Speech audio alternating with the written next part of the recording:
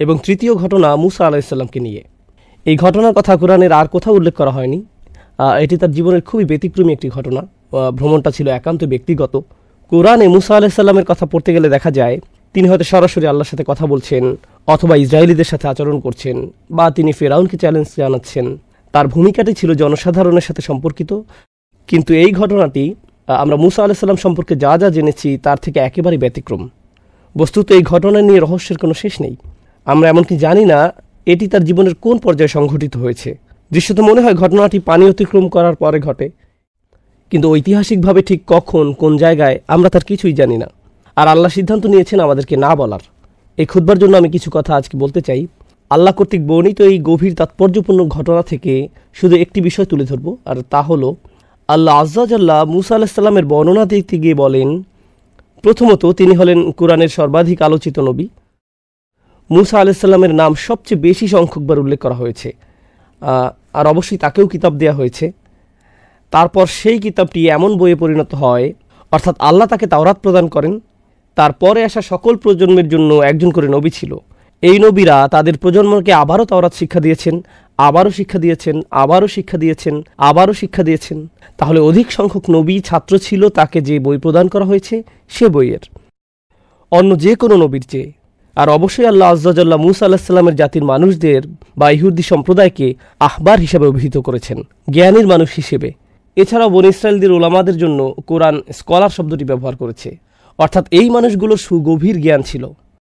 আল্লাহর কাছ থেকে তারা এটা পেয়েছে, আল্লাহ তাদের এটা দিয়েছেন। এমনকি তাওরাতের মধ্যে পরিবর্তন আনার পরেও কিছু জ্ঞান তাদের মাঝে বর্তমান আছে। সুতরাং আল্লাহ কোরআনে মুসা আলাইহিসসালামের জ্ঞান এবং উচ্চতর মর্যাদার কথা বারবার তুলে ধরেছেন। কিন্তু আজকের আলোচ্য ঘটনায় তিনি শিক্ষক নন, তিনি একজন ছাত্র। মুসা আলাইহিসসালাম, যিনি অন্য সকল ক্ষেত্রে ছিলেন একজন শিক্ষক, এখন তিনি একজন ছাত্র। আর এটা তার জীবনের শুরুর দিকের ঘটনা নয়।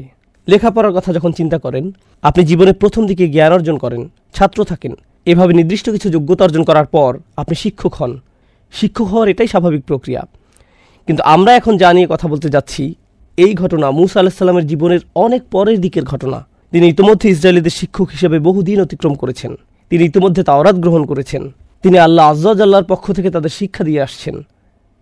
আমরা যদি বর্ণনাটি সহি হিসাবে ধরে নেই, তখনকার দুনিয়াতে মুসা আলাইহিসসালামের চেয়ে বেশি জ্ঞানী আর কারো অস্তিত্ব ছিল না। তিনি তার চেয়ে জ্ঞানী কারো কথা জানতেন না। তবুও আল্লাহ তাকে বললেন, এমন একজন আছে যে তোমার চেয়ে বেশি জানে, তোমাকে তার কাছে যেতে হবে এবং শিখতে হবে। এখন খুবই ইন্টারেস্টিং এই ঘটনা। এমন একজন সম্পর্কে আমরা কোরআন থেকে যা জানি, এই নবীকে অন্য সবার চেয়ে বেশি জ্ঞান প্রদান করা হয়েছে। তারপরেও আল্লাহ তাকে বলছেন তোমাকে অন্য একজনের কাছ থেকে শিখতে হবে। আমরা জানি যে কোনো ব্যক্তি যত বেশি শিখে, যত বেশি যোগ্যতা অর্জন করে, যত বেশি সার্টিফিকেট অর্জন করে, সমাজে তার মর্যাদা তত বেশি বৃদ্ধি পায়। আমি এমনকি ধর্মীয় জ্ঞান নিয়ে এখানে কথা বলছি না। কেউ পিএইচডি অর্জন করলে এটাও এক ধরনের মর্যাদা। কেউ যদি বিশ্ববিদ্যালয়ের প্রফেসর হয় এটাও বিশেষ মর্যাদা। আর এই জন্যই কেউ পাশ করলে আমরা উৎসবের আয়োজন করি।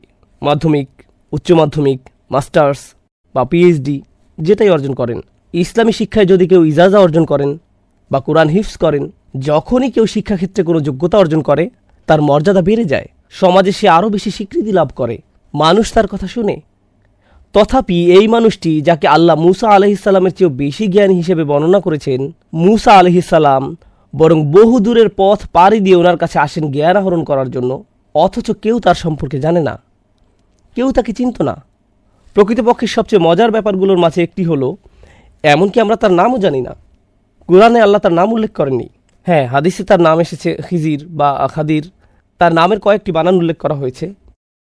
কিন্তু আল্লাহ তার নিখুঁত বাণীতে মুসা আলাইহিসসালামের এই শিক্ষকের নাম আমাদেরকে না বলার সিদ্ধান্ত নিয়েছেন। তিনি আমাদেরকে তার নাম বলেননি। তাহলে আল্লাহ কিভাবে তার বর্ণনা দিলেন? আজ আমি এখান থেকে মূল আলোচনা শুরু করতে চাই। তিনি বললেন, ফাওয়াজাদ আবদাম মিন ইবাদিনা, অর্থাৎ মুসা আলাইহিসসালাম ও তার তরুণ সঙ্গী একসঙ্গে ভ্রমণ করল। পরিশেষে তারা পেল, এ কথাটি মনোযোগ দিয়ে শুনুন, আমার বান্দাদের মধ্য থেকে এক বান্দাকে। সহজে বললে এর অনুবাদ হবে জাস্ট আমার এক বান্দার দেখা পেল। আমার এক বান্দা বললে তো আমরা সবাই এর অন্তর্ভুক্ত। এটা তো বিশেষ কোনো মর্যাদাপূর্ণ বর্ণনা নয়। আমরা এখানে গভীর একটা বিষয় শিখছি। আল্লাহ সুবহানাহু ওয়া তাআলার নিকট কোনো ব্যক্তি যত বেশি জ্ঞান অর্জন করবে, তত বেশি একজন সাধারণ বান্দা হিসেবে পরিচিতি পাবে। এই জ্ঞানের কারণে তারা অন্যদের থেকে স্পেশাল হয়ে যান না। বরং এই জ্ঞানের ফলে সেই বান্দা বুঝতে পারে ইন্নানি মিনাল মুসলিমিন, আমি শুধু সব মুসলমানদের মধ্যে একজন মুসলমান, আমি অন্য কারো চেয়ে উচ্চতর কেউ নই। দেখুন, অন্য সকল জ্ঞানের ক্ষেত্রে কেউ কিছুটা জ্ঞান অর্জন করলে নিজের মাঝে কেমন যেন আত্মম্ভরিতা তৈরি হয়। কোনো কনভেনশনে যোগ দিলে যদি তার পিএইচডি থাকে, তখন শুধু আব্দুল করিম লিখবে না, লিখবে ডক্টর আব্দুল করিম, পিএইচডি। আচ্ছা, এক কাজ করি, পিএইচডি একটু মোটা অক্ষরে লিখি। অথবা কারো কাছে নিজের পরিচয় দিতে গিয়ে বলবে, হেই, আমার নাম সালমান। না না না, আমার নাম ডক্টর সালমান। অথবা আপনার ইমেইল আইডি বা অন্য কোনো আইডিতে নিজের নাম শুধু জৈনাব লিখবেন না, লেখেন জৈনাব MBA। আপনাকে নিজের অর্জিত যোগ্যতাগুলো যোগ করে দিতে হবে, কারণ এর মাধ্যমে বোঝানো হয় আমার যোগ্যতা আছে। অনেকে এভাবে নিজেকে জাহির করতে দারুণ ভালোবাসে। একটা মজার ঘটনা মনে পড়েছে, অনেক দিন আগের কথা। তখন আমি কলেজে পড়তাম। সে সময় আমরা বন্ধুরা মিলে MSA কনভেনশনে যোগ দিতাম। আমার এক বন্ধু তখন মজা করে বুকের উপর একটা নেম প্লেট ঝুলিয়ে দিত, ডক্টর ফারেস মাহমুদ PhD, গুণ 10। বিষয়টা হলো, সার্টিফিকেট আপনাকে এক ধরনের সামাজিক স্ট্যাটাস দান করে। আর আল্লাহর কাছে আমাদের স্ট্যাটাস কি? আপনার যদি সত্যিকারের জ্ঞান থাকে, আমার যদি সত্যিকারের জ্ঞান থাকে, তাহলে আমরা বুঝতে পারবো আল্লাহর নিকট আমাদের সর্বোচ্চ স্ট্যাটাস হলো আমি আল্লাহর একজন দাস মাত্র। দাস শব্দটা আমি ইচ্ছে করে ব্যবহার করছি, আমি চাকর ব্যবহার করিনি, আমি বলেছি দাস, কারণ শব্দটা কেমন যেন অপমানকর।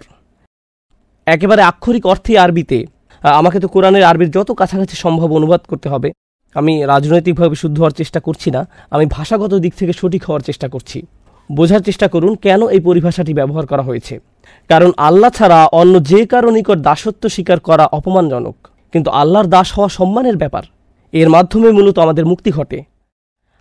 আপনার পক্ষে এমন কোনো টাইটেলের কথা, এমন কোনো উপাধির কথা চিন্তা করা সম্ভব নয় যা দাসের চেয়ে নিচু হতে পারে। দাস, পৃথিবীতে মানুষ যত ধরনের চাকরি করে, চাকরিতে যত ধরনের পদ আছে, কেউ যদি দাসত্বের পদ গ্রহণ করে, এর চেয়ে বিনয়ী, এর চেয়ে নিচু আর কোনো পদ হতে পারে না। আর এই ঘটনায় আমরা দেখতে পাচ্ছি এমন একজনকে যার রয়েছে সর্বোচ্চ জ্ঞান, তথাপি সব মিলিয়ে তিনি শুধুই একজন আবদান, একজন দাস। অধিকন্তু এটা আল আবদ ব্যবহার করা হয়নি, এটা এমনকি মুআররাফ বিল নামও নয়। এখানে এমনকি সুনির্দিষ্ট করে দাসটিও বলা হয়নি। এমন বলা হয়নি যে ইনি সেই লোক যার কাছ থেকে তুমি শিখবে, না, যে কোনো একজন দাস। কারণ এখান থেকে আমরা জানতে পারি সত্যিকার অর্থে ইসলাম শিখার অর্থ কি। কেউ যখন সত্যিকার অর্থে আল্লাহর জ্ঞান আহরণ করে, তখন আসলে সে ব্যক্তি আরও বেশি বেশি বেশি সাধারণ মানুষদের অন্তর্ভুক্ত, তাদের উপরে নয়। সে অন্য সবার উপরে নয়, সে আরও বেশি বিনম্র, যত ডিগ্রি তার থাকুক না কেন। জানো আমি কোন ভার্সিটি থেকে পাশ করেছি? জানো আমার কতগুলো ডিগ্রি আছে? তোমার কি এই বিষয়ে ইজাজা আছে? তুমি কি অমুক শায়েখের কাছ থেকে শিখেছ? এর কোনো কিছুই এখন আর গুরুত্ব বহন করে না, এগুলো এখন অনুপস্থিত। প্রায় বছরখানেক আগের একটা চমৎকার অভিজ্ঞতার কথা আমার মনে পড়েছে। আমি আরব উপদ্বীপের দেশ ওমানে ভ্রমণে গিয়েছিলাম। সেখানকার একটি প্রোগ্রামে আমি যোগ দিয়েছিলাম, যা একটি মসজিদে আয়োজন করা হয়েছিল। প্রোগ্রামটি ছিল 7 দিন ব্যাপী। এটা ছিল একটা ইতেকাফ, যাতে আমরা 500 জন উপস্থিত ছিলাম। এটি ছিল শুধু কোরআন নিয়ে গভীর চিন্তাভাবনা বিষয়ক প্রোগ্রাম। এটাই ছিল তার মূল উদ্দেশ্য। এই প্রোগ্রামে যোগ দেওয়ার জন্য কিছু বিস্ময়কর নিয়মকানুন ছিল। তার মাঝে একটি ছিল, কোনো ফোন নেওয়া যাবে না। আস্তাগফিরুল্লাহিল আযীম। প্রোগ্রাম আয়োজকদের কাছে ফোন রেখে আসতে হবে। যদি কোনো ইমার্জেন্সি কল আসে, তাহলে তারা তা হ্যান্ডেল করবে। কিন্তু 7 দিন ধরে আপনি ফোন পাবেন না। আমি জানি না আপনি ফোন ছাড়া এমনকি নিঃশ্বাস নেবেন কিভাবে। তো আমাদের সাথে কোনো ফোন ছিল না। দ্বিতীয় নিয়ম ছিল, আপনি শুধু আপনার নাম উল্লেখ করতে পারবেন এবং কোথা থেকে এসেছেন। এছাড়া নিজের সম্পর্কে আর কিছুই বলতে পারবেন না, কিছুই না। সেখানে ছিলেন হাদিসের স্কলার, কেউ কেউ ছিলেন বিশাল ধনী, কেউ ছিলেন মাশায়েখরা যারা সমগ্র জীবন ধরে শিক্ষা দিয়ে গেছেন, আবার কেউ কেউ ছিলেন শুধু 2টা উটের মালিক, সারা জীবন শুধু এই 2টা উটের দেখাশোনা করে গেছেন। সেখানে আরও ছিলেন ট্যাক্সি ড্রাইভার। কিন্তু আমরা কারো আসল পরিচয় জানতাম না, কেউ জানে না কার পরিচয় কি। সর্বসাকুল্যে আপনি শুধু বলতে পারতেন, ইসমি কাজা ওয়া কাজা আনামিন, শুধু এইটুকুই। আপনি এমনকি বলতেও পারতেন না আপনার বয়স কত, আমি অমুক কাজ করি, অমুক চাকরি করি, না।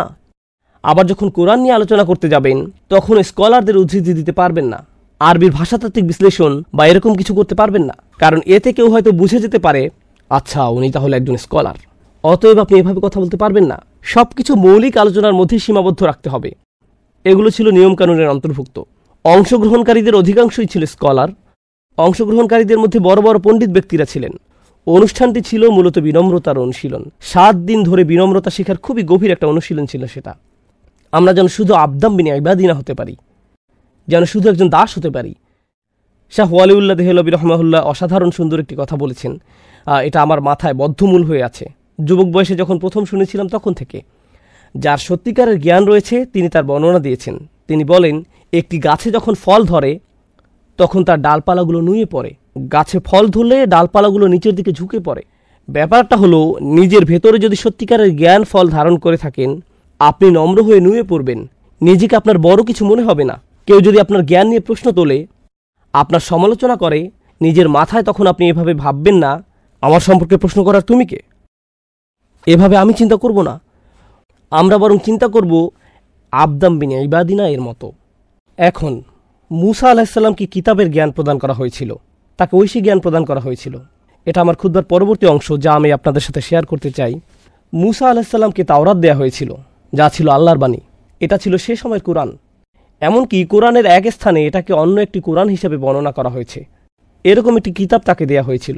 সুতরাং তিনি আল্লাহর কালাম শিখেছিলেন। তাহলে কিভাবে তিনি আল্লাহর বাণী থেকে গভীর বা ভিন্ন কিছু শিখবেন? তিনি তো ইতোমধ্যে আল্লাহর বাণী শিখেছেন। তাহলে তিনি কিভাবে অন্য একজনের কাছ থেকে শিখবেন? দেখুন, 2 ধরনের জ্ঞান আছে, 2 প্রকারের জ্ঞান আছে। একটা হলো আল্লাহর বাণীর জ্ঞান, আর অপরটি হলো বাস্তবতার জ্ঞান। তাহলে একটা হলো আল্লাহর কালামের জ্ঞান, আর একটা হলো বাস্তবতার জ্ঞান। কেউ যদি গভীর জ্ঞান অর্জন করেন, গভীর উপলব্ধি অর্জন করে আল্লাহর বাণী সম্পর্কে, তার মানে এটা নয় যে উক্ত ব্যক্তি বাস্তবতার জ্ঞান ও সত্যিকার অর্থে গভীর পাণ্ডিত্য অর্জন করে ফেলেছে। এগুলো সম্পূর্ণ আলাদা 2টি বিষয়। যার কাছ থেকে তিনি জ্ঞান আহরণ করতে যাচ্ছেন তাকে অন্য ধরনের জ্ঞান প্রদান করা হয়েছে, বাস্তবতার জ্ঞান। তাকে সে ধরনের জ্ঞান দান করা হয়েছে, কিতাবের জ্ঞান নয়। কিতাবের জ্ঞান দেয়া হয়েছে মূসা আলাইহিসসালামকে, আর এটা গভীর জ্ঞান, সর্বোচ্চ জ্ঞান, কিন্তু এটা হলো ভিন্ন ধরনের জ্ঞান।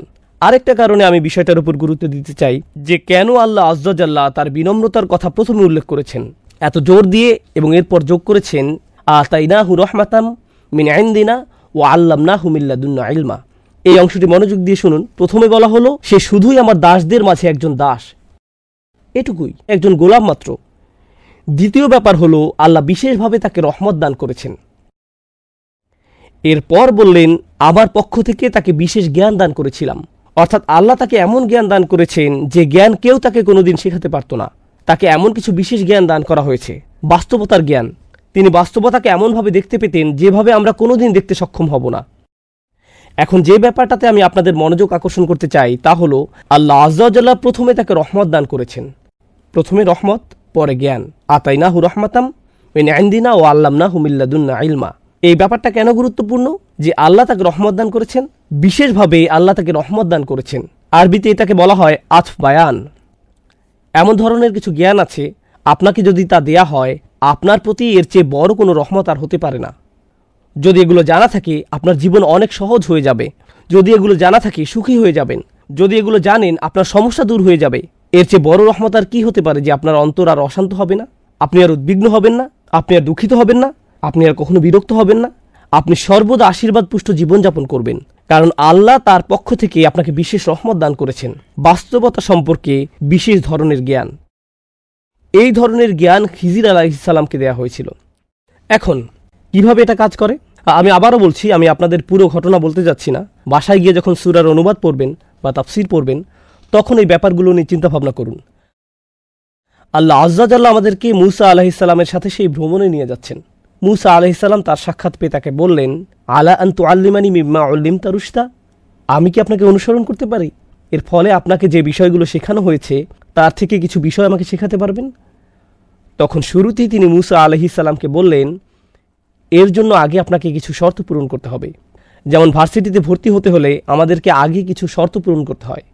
আমাকে অনুসরণ করার জন্য যে যোগ্যতা দরকার তা হলো সবর। আপনার সেটা নেই। ইন্নাকা লান তাসতাতিআ মাইয়া সবরা, আপনি কিছুতেই আমার সাথে ধৈর্য ধারণ করতে পারবেন না। আপনার পক্ষে নিজেকে থামিয়ে রাখা সম্ভব হবে না। আপনি সংযম ধরে রাখতে পারবেন না। এই ব্যাপারটা একটু বেশি কঠিন। কি? মূসা আলাইহিস সালাম নিজেকে হ্যান্ডেল করতে পারবেন না?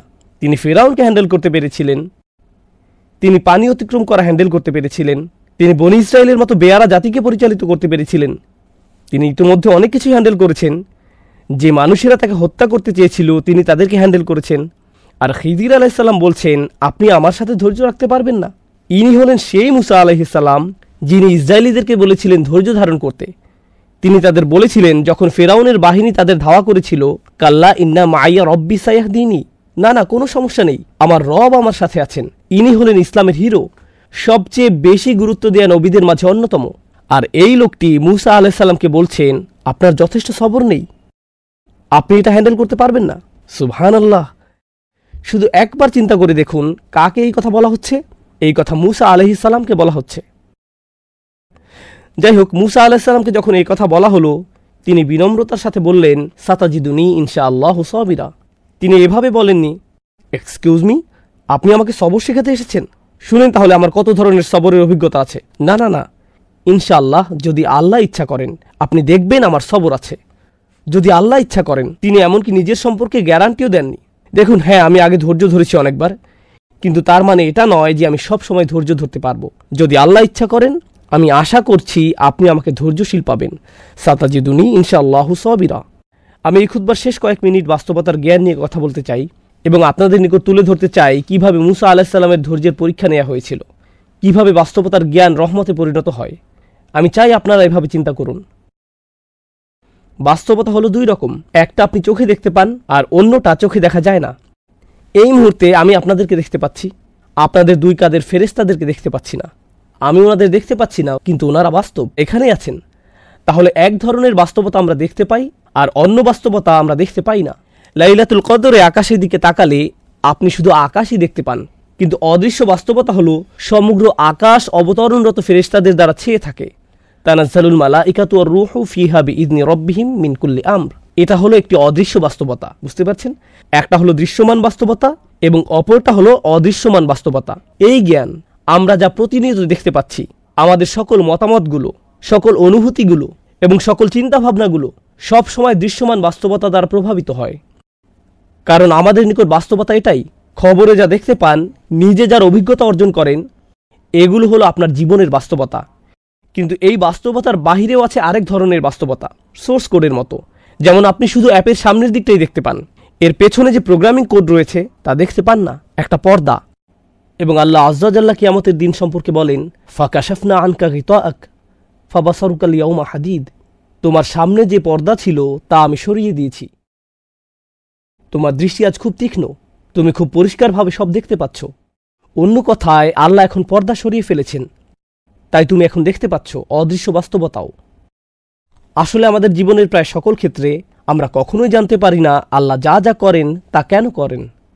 আমরা জানি না। আমরা জানি না কেন আপনি গাড়ি অ্যাক্সিডেন্টের কবলে পড়লেন, আমরা জানি না। আমরা জানি না কেন আপনি চাকরি হারালেন, আমরা জানি না কেন আপনি অসুস্থ হয়ে পড়লেন, আমরা জানি না কেন এই সমস্যা ঘটল, কেন ওই সমস্যা দেখা দিল, আমরা জানি না কেন আপনার ভাই স্কুলে ভালো রেজাল্ট করলো আর আপনি ফেল করলেন, আমরা জানি না। আমরা জানি না কেন আপনি বেঁটে আর আপনার সকল ভাই বোনেরা যথেষ্ট লম্বা। আপনি তখন ভাবতে শুরু করেন, আল্লাহ কেন এমনটা করলেন? তিনি কেন আমাকে বলেন না যে তিনি আমার থেকে কি চান? কেন তিনি অদৃশ্য জগতের পর্দা একটুখানি সরিয়ে দেন না, যেন আমি দেখতে পারি আসল রহস্য কি? আমি যদি জানতে পারতাম তাহলে হয়তো আমার অস্থিরতা দূর হতো। কারণ যদি না জেনে থাকেন, যদি কোনো বিচারক আপনার সম্পর্কে কোনো রায় দিয়ে থাকে, আপনি তখন স্বাভাবিকভাবেই জিজ্ঞেস করবেন, কেন আমাকে জরিমানা দিতে হবে? বিচারক উত্তরে বললেন, সেটা অদৃশ্য জগতের জ্ঞান, আমি আপনাকে তা বলতে যাচ্ছি না।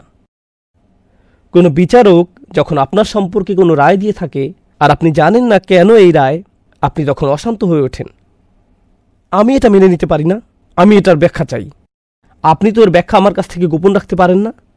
আল্লাহ মুসা আলাইহিসসালামকে দেখালেন সব কিছুর সব সময় ব্যাখ্যা আছে, কিন্তু আল্লাহ সিদ্ধান্ত নিয়েছেন ওমা কান আল্লাহু লিইতলিআকুম আলাল গায়ব। আর আল্লাহ সিদ্ধান্ত নিয়েছেন তিনি তোমাদেরকে অদৃশ্য জগতের খবর জানাবেন না। তিনি সকল দৃশ্যমান বিষয়ের পেছনে রয়েছে। আর আল্লাহ সিদ্ধান্ত নিয়েছেন তিনি তোমাদেরকে অদৃশ্য জগতের খবর জানাবেন না। সকল দৃশ্যমান বিষয়ের পেছনে রয়েছে আর একটি অদৃশ্য জগৎ, আর তিনি সিদ্ধান্ত নিয়েছেন আপনাদেরকে সেটা জানাবেন না। কিন্তু এই ঘটনায় আল্লাহ মুসা আলাইহিসসালামের শিক্ষকের মাধ্যমে অদৃশ্য জগতের পর্দাটা সামান্য একটু তুলে ধরলেন, কি ঘটছে ঘটনার অন্তরালে। কিন্তু তিনি সেই পর্দা সবসময় উন্মোচন করেন না। এটা একটা বিশেষ ধরনের জ্ঞান যা খিজির আলাইহিসসালামকে দেয়া হয়েছে, যা ছিল তার প্রতি বিশেষ ধরনের দয়া। আল্লাহ সেই জ্ঞান সবাইকে দান করেন না, মুসা আলাইহিসসালামকেও দান করেননি।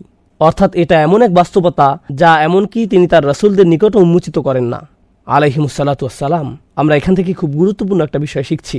তাই মুসা আলাইহিসসালাম দেখলেন এক ব্যক্তি বৈধভাবে পরিশ্রম করে জীবিকা উপার্জন করছে, আর তার জীবিকা উপার্জনের একমাত্র মাধ্যম হলো তার নৌকাটি, আর সেই নৌকাটিই কিনা ফুটো করে দেয়া হলো। তার শিক্ষকই এই কাজ করলেন। কি করছেন আপনি? এটা তো পুরোই একটা জঘন্য কাজ। খিজির আলাইহিসসালাম বলেন, আগেই বলেছি আপনি এটা হ্যান্ডেল করতে পারবেন না। এটা এমন কোর্স নয় যেটা করে আপনি নিজেকে ঠিক রাখতে পারবেন। এটা করার জন্য যে ধৈর্য লাগে সেটা আপনার নেই। অর্থাৎ মুসা আলাইহিসসালাম অন্যায় অবিচার দেখলে চুপ করে দাঁড়িয়ে থাকতে পারেন না। যখন দুই ব্যক্তিকে মারামারি করতে দেখলেন, তিনি দাঁড়িয়ে থাকলেন না, নিজে গিয়ে এটার সমাধান করতে চাইলেন। তিনি যখন দেখলেন দুইটি মেয়ে নিজেদের পশুগুলোকে পানি পান করাতে পারছে না, তিনি এগিয়ে গিয়ে তাদের সাহায্য করলেন। এখন তিনি যখন দেখলেন একজন নির্দোষ বাচ্চাকে হত্যা করে ফেলা হচ্ছে, একটি নৌকা কোনো কারণ ছাড়াই ডুবিয়ে দেওয়া হচ্ছে, অবশ্যই তিনি এগুলো মেনে নেবেন না। আর এখানেই ছিল তার ধৈর্যের পরীক্ষা। অন্য কথায়, যখন আপনি আমি কোনো অন্যায় হতে দেখব, নিজেদের ব্যক্তিগত জীবনে, নিজস্ব গণ্ডির ভেতরে, যখন দেখবেন কেউ আপনার নিজের প্রতি অন্যায় করছে বা অন্য কারো প্রতি অন্যায় করছে, আপনি তখন প্রশ্ন করতে শুরু করেন, এই অন্যায় অবিচারের কারণ কি? এটা তো ঠিক না। ব্যাপারটা আপনাকে ক্ষুব্ধ করে তোলে, নিজের ভেতরে খুব অশান্তি অনুভব করেন। ঠিক সেই মুহূর্তে খিজির আলাইহিসসালামের ওই কথাগুলো, যেগুলো তিনি মুসা আলাইহিসসালামকে বলেছিলেন, আলাম আকুল্লাকা ইন্নাকা লান তাসতাতিআ মাইয়া সবরা, আপনি এটা হ্যান্ডেল করতে পারবেন না। আমি কি আপনাকে বলিনি যে এই শিক্ষা অর্জন করা সহজ নয়? আপনি এর জন্য ধৈর্য ধারণ করতে পারবেন না। এই কারণে এই জ্ঞান সবাইকে দেয়া হয়নি। আপনি এটা হ্যান্ডেল করতে পারবেন না। তিনি এমনকি একথাও বলেছেন, অকাইফা তাসবিরু আলা মা লাম তুহিত বিহি খুবরা, আপনি কিভাবে সে বিষয়ে ধৈর্য ধারণ করবেন যা সম্পর্কে আপনার জ্ঞান বা অভিজ্ঞতা নেই? অদৃশ্য জগতের অভিজ্ঞতা লাভ করার একটা ব্যাপার আছে। আল্লাহ আমাদের জন্য সেই অভিজ্ঞতার দরজা উন্মুক্ত করেননি। আমাদের পক্ষে সে জগতের অভিজ্ঞতা লাভ করা সম্ভব নয়। আমাদেরকে বিনয়ী হতে হবে। আল্লাহু ইয়ালামু ওয়া আনতুম লা তা'লামুন, আল্লাহই জানেন, তোমরা জানো না। পরিশেষে যখন মুসা আলাইহিসসালামকে শেখানো হলো, আপনি তো এই ব্যাপারগুলোতে ধৈর্য ধরতে পারেননি, এখন শুনুন ঘটনার অন্তরালে ঠিক অমুক কারণগুলো জড়িত ছিল। এটাই ছিল আল্লাহর পরিকল্পনা। প্রত্যেকটি ঘটে যাওয়া ঘটনার পেছনে যখন কারণগুলো বিস্তারিত বলে দেওয়া হলো, তখন আমরা আসলে উপলব্ধি করলাম এটা অন্যতম গুরুত্বপূর্ণ একটি জ্ঞান, যে জ্ঞানের কাছে আমরা সত্যিকার অর্থে নিজেদের বিনয়ী না করলে নিজেদেরকে আল্লাহর দ্বীনের ছাত্র হিসেবে গণ্য করার কোনো মানেই হয় না। অন্যভাবে আবার বলছি, যখন আমরা আল্লাহর পরিকল্পনার কাছে নিজেদের সম্পূর্ণরূপে সমর্পণ করে দিই, তার মানে আমরা আল্লাহর সামনে নিজেদের বিনয়ী করে দিয়েছি। আমাদের শিক্ষকের উপর আমাদের ভরসা আছে, মানে আল্লাহর উপর, এবং যে পথে তিনি আমাদের নিয়ে যাচ্ছেন তাতেও আমাদের আস্থা আছে। যদিও সে পথটা কষ্টকর মনে হয়, তবু তার উপর আমাদের বিশ্বাস একটুও কমবে না। আর এমনটা করা সহজ নয়। যদি এটা মুসা আলাইহিসসালামের মতো একজন রাসূলের জন্য সহজ না হয়, ওয়াকাল্লামাল্লাহু মুসা তাকলিমা, যিনি আল্লাহর সাথে সরাসরি কথা বলেছিলেন, এমনটা করা এমনকি তার জন্যও সহজ ছিল না। তার মানে আপনার আমার জন্যও এটা সহজ নয়। এটা জীবনের অন্যতম একটা কঠিন কাজ যা আমাদের করতে হবে। আর তা হলো সত্যিকার অর্থে মন থেকে আল্লাহর পরিকল্পনা মেনে নিতে সক্ষম হওয়া। এটা উপলব্ধি করতে সক্ষম হওয়া যে নিশ্চয়ই এর পেছনে আরও বড় কোনো পরিকল্পনা রয়েছে। প্লিজ এই খুতবায় আমি যে ব্যাপারটা তুলে ধরতে চাচ্ছি তা বুঝতে ভুল করবেন না। আমি বলছি না যে মানুষ যখন আপনার সাথে বৈষম্যমূলক আচরণ করে বা অন্যায় আচরণ করে অথবা কোনো অন্যায় কাজ হতে দেখেন, আপনার তখন কিছু বলা উচিত না, কারণ এটা আল্লাহর প্ল্যান। আমি এখানে ধৈর্য অবলম্বন করব, কিছু বলবো না। এখানে এটা বলা হয়নি। এখানে এমন সব ঘটনাবলী সম্পর্কে বলা হচ্ছে যা আমাদের নিয়ন্ত্রণের বাহিরে। যখন এমন কিছু ঘটে যা আমাদের পক্ষে নিয়ন্ত্রণ করা সম্ভব হয় না, মনে রাখবেন তার জন্য একটা পরিকল্পনা আছে। তখনও আল্লাহর একটা পরিকল্পনা কাজ করে। আমাদেরকে তো ন্যায় বিচারের জন্য দাবি জানাতে হবে, অন্যায়ের বিরুদ্ধে রুখে দাঁড়াতে হবে। এই বাধ্যবাধকতা আমাদের উপর আছে, কিন্তু এটা এর বাহিরের একটা বিষয়। ওইটা তো সুস্পষ্ট কমন সেন্সের ব্যাপার, যা নিয়ে কোরআনের সর্বোচ্চ আলোচনা করা হয়েছে। কিন্তু আল্লাহ আজ্জা জাল্লার সামনে একটি মনোভাব পোষণ করার ব্যাপার আছে। আমি এভাবে বলবো না, ইয়া আল্লাহ, আমি তো এই পরিকল্পনার পেছনে কোনো যৌক্তিক কারণ খুঁজে পাচ্ছি না। যদি আমি প্ল্যান করতাম আরও ভালোভাবে করতাম। মাআযাল্লাহ, যদি এমন চিন্তা কারো মাথায় এসে পড়ে, এই চিন্তাকে অবশ্যই মেরে ফেলতে হবে। কারণ আমার পরিকল্পনার চেতনা, আমার সিদ্ধান্ত নেওয়ার ক্ষমতা সব সময় দুর্বল।